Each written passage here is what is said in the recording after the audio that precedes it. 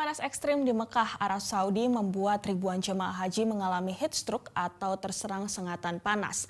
Bahkan cuaca panas ekstrim ini menyebabkan belasan jemaah haji wafat. Dilaporkan terdapat 14 jemaah haji asal Yordania meninggal dunia karena heat stroke karena cuaca ekstrim selama pelaksanaan ibadah haji di Arab Saudi.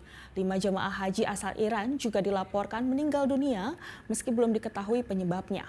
Wafatnya jemaah haji ini mulai terjadi ketika para jemaah melakukan prosesi terakhir haji, yakni adalah lontar jumroh.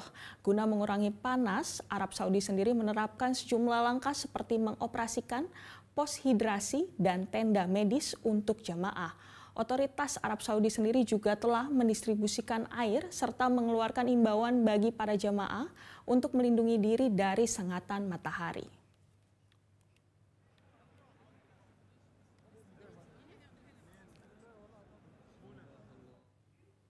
Jelajahi cara baru mendapatkan informasi. Download Metro TV Extend sekarang.